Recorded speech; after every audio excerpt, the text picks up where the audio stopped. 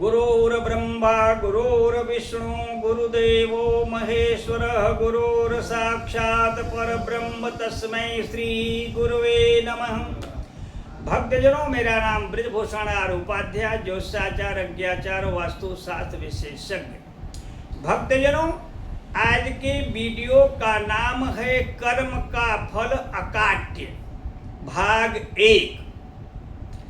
अहमदाबाद में ग्रामीण इलाका जहाँ पर किसान लोग रहते थे, वहाँ पर एक इंजीनियर रहता था और उसे नहर के पानी का भी काम सौंपा गया था। नहर के पानी का भी काम देखता था।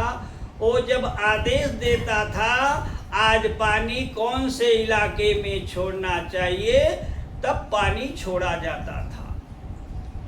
एक बार एक किसान आया और इंजीनियर को 100 का 10 नोट लिफाफे में डाल कर दिया।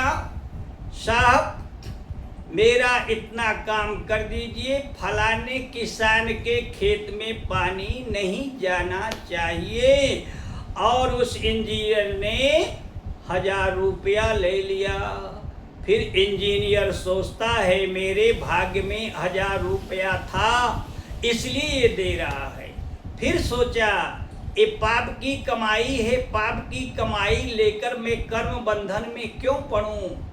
अगर सच्चाई ईमानदारी से मेरे पास 1000 रुपये आने होंगे तो आ जाएंगे। उसने 1000 रुपया किसान को लौटा दिया।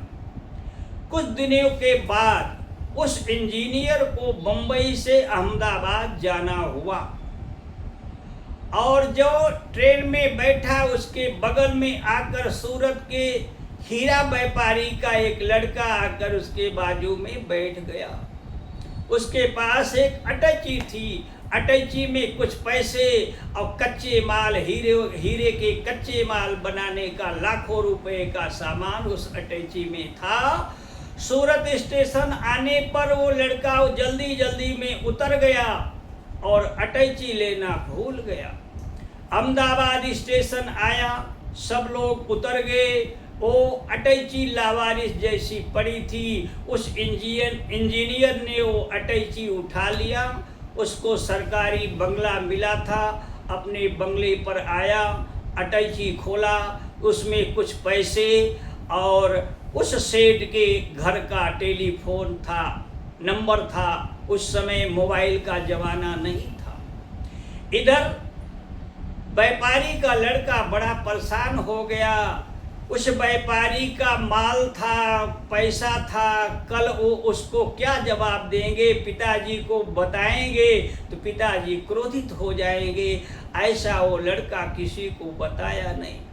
सुबह में उस इंजीनियर ने फोन किया सेठ को, आपकी अटैची रेलगाड़ी में छूट गई थी और मैं लाया हूँ, आप आकर के अपना अटैची ले जाएं। सुबह बाप बेटे गाड़ी लेकर इंजीनियर के बंगले पर पहुँचते हैं और कहते हैं साहब आपने ही फ़ोन किया था। इंजीनियर बोलता है हाँ मैंने ही फ़ोन किया था और अटैची उसको दे दिया। सेठ ने अटैची खोला तो उसमें जो पैसे थे वो भी सुरक्षित थे, माल भी सुरक्षित था। सेठ की आंखों में आंसू आ गया। इस घोर कलयुग में भी ऐसे सज्जन लोग रहते हैं। उसने कोरा लिफाफा लिया और उसमें 100 के 10 नोट डाल करके और इंजीनियर के चरणों में बैठकर हाथ जोड़कर इंजीनियर से प्रार्थना करने लगा, साहब मेरी ये छोटी सी भेंट आप स्वीकार करें, मुझे बड़ी खुशी होगी। इंजीनियर कहता है सेठ जी इसमें 1000 रुपये है ना। सेठ चौंक गया, आपको कैसे मालूम इस लिफाफे में 1000 रुपये हैं। इंजीनियर कहता है कुछ दिन पहले मेरे पास 1000 रुपये आए थे, लेकिन वो पाप की कमाई थी, मैं उसको वापस कर दिया और मैं सोचा कि मेरे भाग में अगर 1000 रुपये होंगे तो सच्चाई ईमानदारी से आ जाएंगे और मैं सोचा इसमें 1000 रुपये ही होंगे।